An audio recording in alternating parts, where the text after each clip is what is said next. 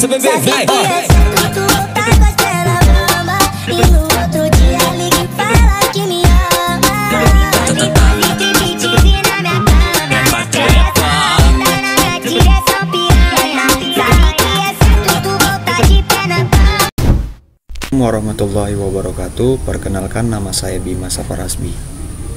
Kimia karbon adalah cabang ilmu kimia yang mempelajari senyawa karbon termasuk struktur, sifat reaksi, dan sintetisnya. Senyawa karbon terdiri dari atom karbon yang terkait dengan atom lain seperti hidrogen, oksigen, nitrogen, dan sulfur.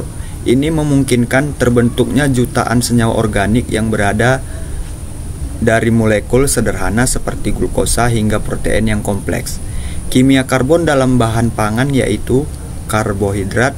Sumber energi utama tubuh terdiri dari atom karbon, hidrogen, dan oksigen.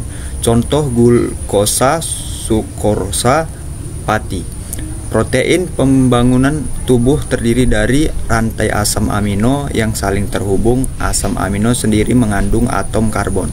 Lemak menyimpan energi terdiri dari asam lemak dan gliserol.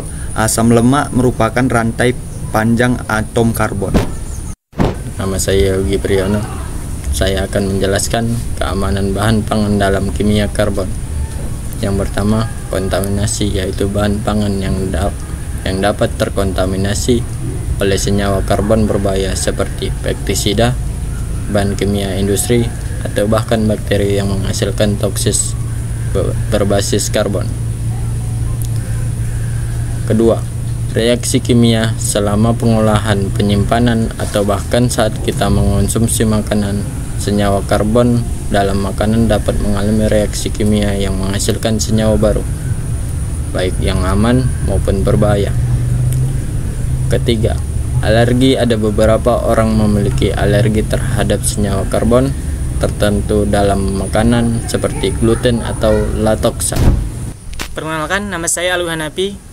Di sini saya akan menjelaskan bahan tambahan pangan. Banyak bahan tambahan pangan yang digunakan untuk meningkatkan rasa, warna, tekstur, atau umur simpan makanan.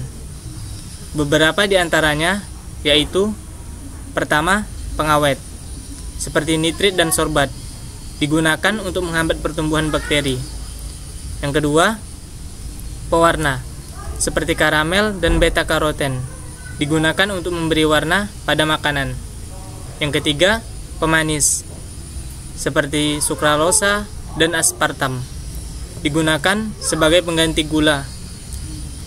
Yang keempat, pengantal seperti karbosiktimetil selulosa, digunakan untuk meningkatkan kekentalan makanan. Perkenalkan, nama saya Muhammad Adriansyah. Di sini saya akan menjelaskan pentingnya analisis kimia. Untuk memastikan keamanan bahan pangan, dilakukan analisis kimia untuk mengidentifikasi dan mengukur jumlah senyawa karbon dalam makanan. Metode analisis yang umum digunakan antara lain kromatografi, memisahkan senyawa-senyawa kompleks menjadi komponen-komponen yang lebih sederhana. Spektrometri massa, mengidentifikasi senyawa berdasarkan massa molekulnya.